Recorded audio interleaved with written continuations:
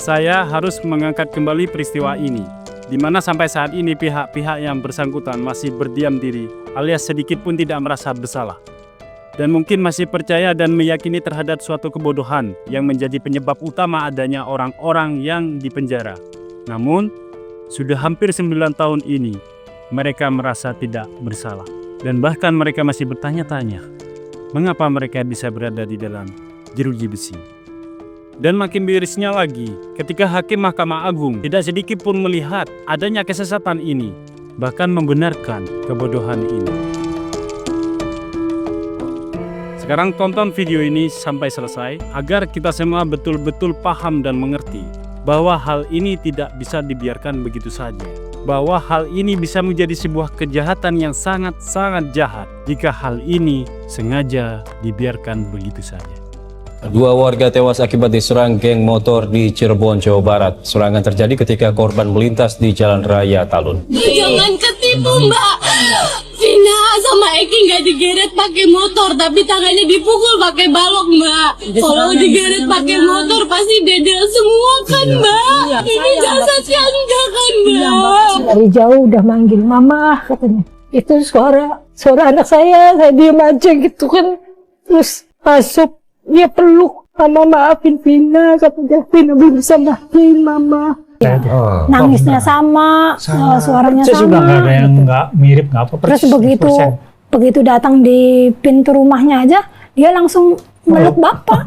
Oh, anak itu yang Iya, kesurupan. iya. Bapak gitu. Tapi kan hanya peluk juga.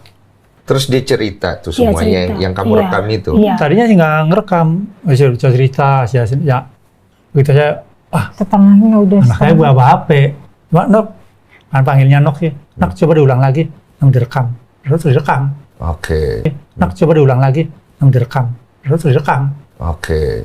Jadi ibaratnya ini kasusnya terkuak karena ada arwah gitu. Korin kata orang sih. Iya. Korin kata orang sih. Iya.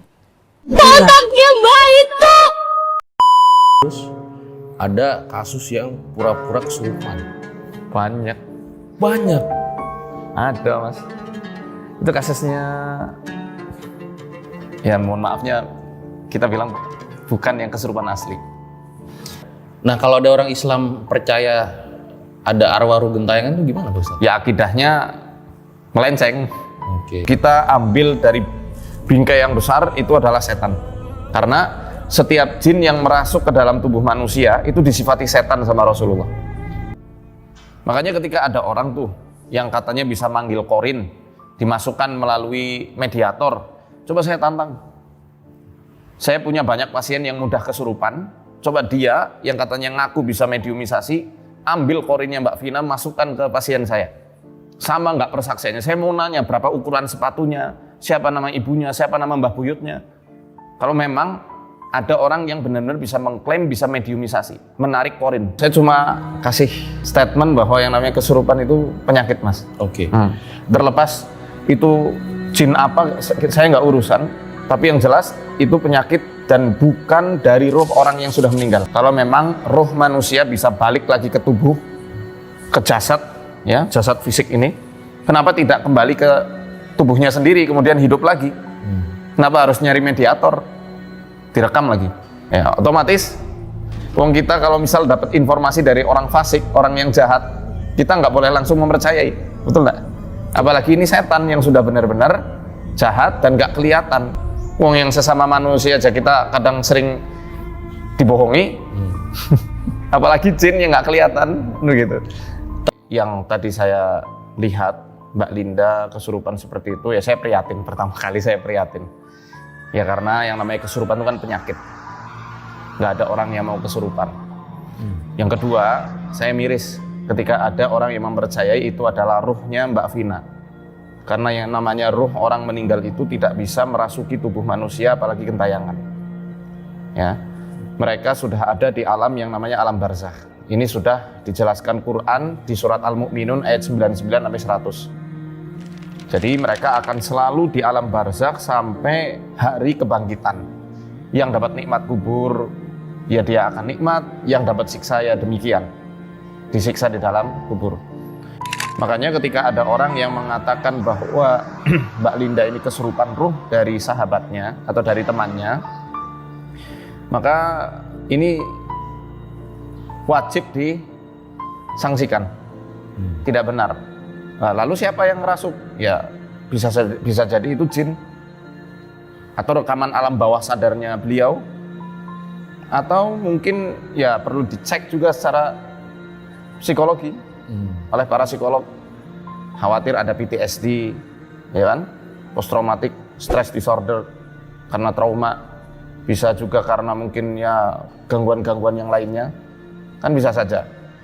Ya, saya melihat ada keluarganya yang mengatakan bahwa beliau ini memang sering kesurupan dari kecil. Kesurupan Vina itu bukan pertama kali saya kesurupan. Berapa kali, Mbak? Udah sering. Dari kecil itu saya memang punya yang nggak tahu ya apa namanya, iya begitu. Dan memang keluarganya sedang berikhtiar supaya Mbak Linda ini sembuh dari kesurupannya. Nah, makanya kan berarti keluarganya sebenarnya risih atau merasa terganggu kalau memang Mbak Linda terus-menerus kesurupan seperti itu. Maka saya cuma kasih statement bahwa yang namanya kesurupan itu penyakit, Mas. Oke. Terlepas itu jin apa, saya nggak urusan. Tapi yang jelas itu penyakit dan bukan dari roh orang yang sudah meninggal. Berarti bisa saya ambil kesimpulan ya, ketika manusia itu meninggal, ruhnya itu nggak bisa balik lagi ke jasadnya gitu, atau ke jasad orang lain gitu. Iya. Pada saat itu ya, jangan kan 8 tahun gitu loh. Pada saat meninggal aja udah nggak bisa balik lagi. Nggak bisa. Ya itu, secara logika kan agak rancu. Kalau memang roh manusia bisa balik lagi ke tubuh, ke jasad, ya jasad fisik ini, kenapa tidak kembali ke tubuhnya sendiri kemudian hidup lagi? Kenapa harus nyari mediator, direkam lagi? Ya di sini banyak sebenarnya kerancuan-kerancuan itu. Kalau memang dikatakan itu adalah ruh dari yang bersangkutan. Ya saya doakan moga-moga Mbak Vina diberikan tempat yang terbaik di sisi Allah. Amin. Ya, turut prihatin juga. Dan kalau memang betul itu terjadi, semoga keadilan didapatkan juga oleh Mbak Vina gitu. Amin, amin. Berarti di dalam Islam tuh clear Pak Ustadz ya? Nggak ada arwah gentayangan? Nggak ada. Clear. Yang ada jin. Oke. Ya. Nah kalau ada orang Islam percaya ada arwah ruh gentayangan itu gimana Pak Ustadz? Ya akidahnya melenceng. Oke. Ya, karena berarti kan menyelisihi Quran. Emang dia lebih tahu dari Quran? Dia lebih tahu dari Rasulullah. Kok bilang ruh gentayangan itu ada, menerobos apa yang sudah digariskan secara jelas, secara gamblang di dalam Quran dan sunnahnya Nabi. Yang ada itu jin korin. Itu pun tidak ada dalil dari Quran, dari hadis, jin korin itu bisa dipanggil, diundang, dimasukkan ke dalam tubuh. Hanya sekedar hipotesis dari ulama saja. Ada beberapa ulama yang mengatakan jin korin bisa dimasukkan dengan ritual untuk masuk ke dalam tubuh. Ya, itu pendapat ulama, hipotesis bukan dalil. Bisa jadi benar, bisa jadi salah. Ya namanya hipotesis ya. Iya. Oke. Nah berarti kalau dalam kasusnya Vina ini, waktu itu kan kesurupan Linda itu seakan-akan menjadi petunjuk gitu loh. Kalau ternyata Vina ini dihabisi secara keji gitu ya. Berarti itu apa Pak Ustadz? Jin korin kah? Jin usil atau gimana? Wallahu a'lam. Saya belum berani memastikan itu apa. Yang penting ya setan, itu aja. Secara garis besar, mau itu jin korin atau khodam dari leluhurnya atau mungkin setan yang masuk ke dalam tubuhnya, apapun itu kita ambil dari bingkai yang besar itu adalah setan. Karena setiap jin yang merasuk ke dalam tubuh manusia itu disifati setan sama Rasulullah. Ya, bukan jin secara netral lagi, bukan. Yang netral itu kalau di luar tubuh, tapi kalau sudah masuk itu setan. Ya, otomatis wong kita kalau misal dapat informasi dari orang fasik, orang yang jahat, kita nggak boleh langsung mempercayai, betul nggak? Apalagi ini setan yang sudah benar-benar jahat dan nggak kelihatan. Kita nggak bisa tahu gimana kesehariannya, ya kan? Dia jujur atau tidak. Wong yang sesama manusia aja kita kadang sering dibohongi. Apalagi jin yang nggak kelihatan, gitu. Berarti kalau ada orang surupan gitu ya, omongan si jin itu atau setan tidak bisa kita percaya Pak Ustadz? Nggak bisa kita percaya mutlak 100%. bukan berarti nggak boleh dipercaya sama sekali. Karena di zaman ini nggak ada yang memberikan validasi dia itu jujur atau enggak. Kalau di zaman Rasul kita percaya, kita bisa tanya ke Rasul. Lah sekarang kita siapa yang bisa memvalidasi dia jujur atau enggak? Jadi ya kita hanya sebatas mendengarkan, jangan dijadikan pedoman. Apalagi kalau berurusan dengan masalah hukum. Ya, karena bahaya. Misal nih, saya ini kan praktisi. Nggak sekali dua kali mendapati orang yang kesurupan kemudian nuduh orang lain melakukan pesugihan. Kalau saya amini, saya jadikan itu pedoman, bisa bahaya. Bisa jadi keributan antara dua keluarga, bahkan keributan antar kampung. Gimana kalau dia misalnya yang melakukan pesugihan itu ternyata tidak benar, digeruduk massa, dihakimi, misal langsung dengan penghakiman itu sampai meninggal, lah dosanya kan berapa banyak dosa yang harus ditanggung. Makanya itu karena setan itu sukanya memercikan api, memantik api permusuhan, semestinya kita mesti tahu dong, di Quran sudah dikatakan itu, bahwa setan sukanya menyuruh kamu dalam keburukan, kekejian, dan permusuhan. Ketika dia mengucapkan, aku dikirim fulan, dia yang melakukan santet, aku dikirim fulan karena ini dijadikan tumbal untuk dia itu kaya raya. Ya otomatis hal yang semacam ini nggak bisa kita percaya 100%. Ini bukan hanya untuk kasus Mbak Vina saja, enggak, tapi kasus yang lebih umum. Berbahaya sekali. Nah ini kayak gini ini kan termasuk isu contoh kasus orang yang mempercayai apa yang dikatakan oleh jin. Jadi begini Mas, mohon maaf ini saya lanjutkan sebentar. Orang kesurupan kan penyakit, tadi kita sudah sepakati itu ya. Kesurupan itu penyakit ya. Ketika ngomong otomatis kayak kita lagi ngomong sama orang yang akalnya belum genep. Iya kan? Misal nih, Belum sadar gitu. belum sadar. Misalnya, nah tim saya itu Mas Danang lagi ngelindur ngomong, HP ku dicuri sama Mas Reno misalnya. Dan dia lagi ngelindur itu, belum bangun sepenuhnya. Kira-kira sikap kita sebagai orang yang punya nalar yang sehat, percaya nggak sama omongan orang lindur? Lagi ngigo. Ya lagi ngigo, lagi ngelindur, nggak bisa kita percayai. Sama orang kesurupan gitu. Kan ketika dia ngomong, dia nggak bisa mengendalikan dirinya. Ngomong aja sambil merem kan tadi yang di video. Nggak sadar.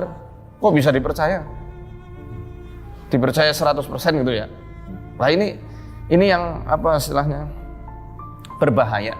Secara hukum fikih pun tidak boleh mengambil persaksian dari orang yang sedang hilang kesadarannya. Oke. Makanya ketika ada orang tuh yang katanya bisa manggil korin, dimasukkan melalui mediator, coba saya tantang. Saya punya banyak pasien yang mudah kesurupan. Coba dia yang katanya ngaku bisa mediumisasi, ambil korinnya Mbak Vina, masukkan ke pasien saya. Sama nggak persaksiannya? Saya mau nanya berapa ukuran sepatunya, siapa nama ibunya, siapa nama mbah buyutnya. Kalau memang ada orang yang benar-benar bisa mengklaim bisa mediumisasi, menarik korin. Karena itu nggak bakal bisa. Susah. Karena itu kan setan. Dia mewujud wajah orang yang diikutinya selama bertahun-tahun. Semua jin juga bisa. Misalnya ada jin yang update tuh, melihat, oh fotonya seperti ini, dia copy. Bisa. Nggak mesti korinnya dari orang yang sudah meninggal. Nah ini, atau nggak usah Mbak Vina deh. Saya mau minta panggilin korinnya Mbah Putri saya. Saya kangen banget sama beliau. Nenek saya. Beliau sudah meninggal beberapa tahun yang lalu. Coba masukin ke mediator. Nggak usah mediator dari saya deh, mediator dari dia sendiri. Saya mau tanya informasi dan rahasianya Mbah Putri saya. Kalau memang itu betul-betul korinnya beliau. Iya ya, saya juga pengen tuh nenek saya masih punya warisan nggak gitu ya? Ya siapa tahu nyimpen di tanah gitu. Nah iya, coba kalau memang, karena banyak tuh dari orang-orang yang masih ngeyel. Wah Faizar ini nggak tahu hal gaib. Lah emang setahu apa sih dirimu? Ya kan, kita nggak boleh mengklaim mengetahui perkara gaib. Ya, yang memang itu gaibnya urusan gaib mutlak. Barzakh ini mutlak kita nggak tahu. tentang alam kematian itu mutlak.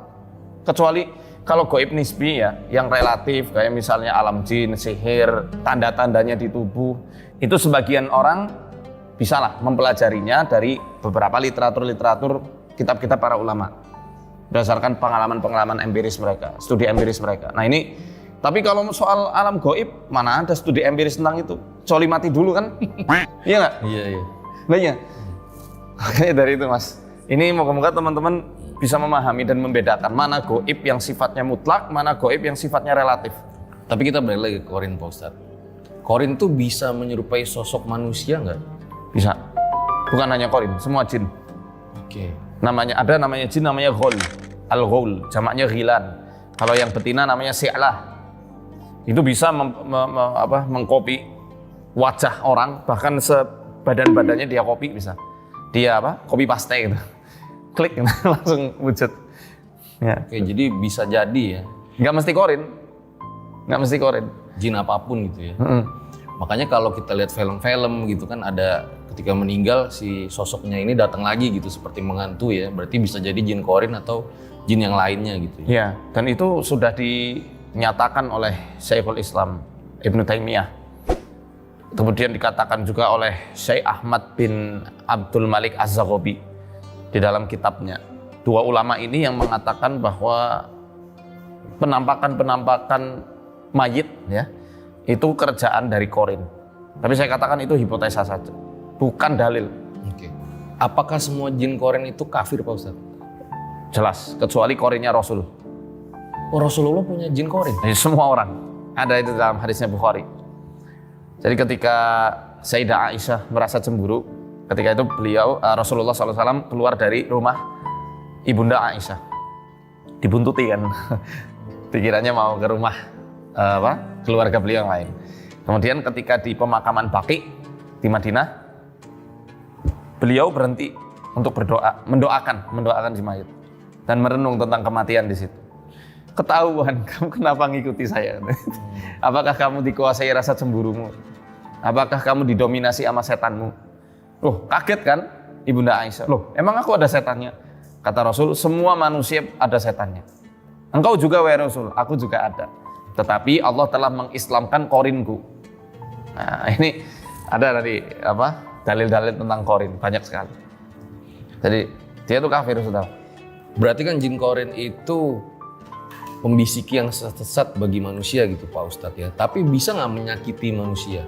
Kalau nyakiti enggak, dia cuma bisa membisikkan saja. Oke. Kalau nyakiti sama sekali dia bukan ke situ dia. Tapi pernah nemuin nggak Pak Ustadz dari 700 kasus ada kasus yang pura-pura kesurupan? Banyak. Ada Mas. Itu kasusnya, ya mohon maafnya kita bilang bukan yang kesurupan asli. Pura-pura kesurupan. Rata-rata orang-orang yang seperti itu tuh wanita Mas. Kebanyakan. Yang pura-pura kesurupan rata-rata wanita. Iya. Tapi ini saya nggak lagi menuduh Mbak Linda ya. Iya. Ini secara kasus Ya, ini Faizal. secara umum yang saya pernah tangani kebanyakannya kasus wanita karena memang wanita kan diberikan kelebihan berupa perasaan yang lebih dominan daripada laki-laki. Jadi mudah baper. Ya kan, mudah terbawa perasaan. Ini karena memang kasus Vina Cirebon itu menyita banyak perhatian publik dan juga tentunya orang-orang yang terlibat kan juga terkuras emosinya di situ ya. Makanya selalu ketika gue angkat kasus Vina Cirebon, gue berharap bahwa sila kelima yaitu keadilan sosial bagi seluruh rakyat Indonesia dapat terwujud dari kasus ini. Setelah kita paham bahwa kebodohan ini adalah suatu ironi bagi kita semua. Ketika ada seseorang yang percaya dan meyakini kesaksian yang menyesatkan ini, lalu dibenarkan oleh para penegak hukum. Jadi sekarang mari kita bersama-sama untuk menghela nafas dalam-dalam. Karena selama 7 terpidana ini masih dinyatakan bersalah dan dipenjara seumur hidupnya, maka selama itu juga kita akan cemas. Di mana kita berpikir jika di suatu saat tiba-tiba ada orang yang mengalami kesurupan lalu mengatakan sesuatu hal, kemudian direkam dan dijadikan sebagai dasar proses penyelidikan bagi pihak kepolisian.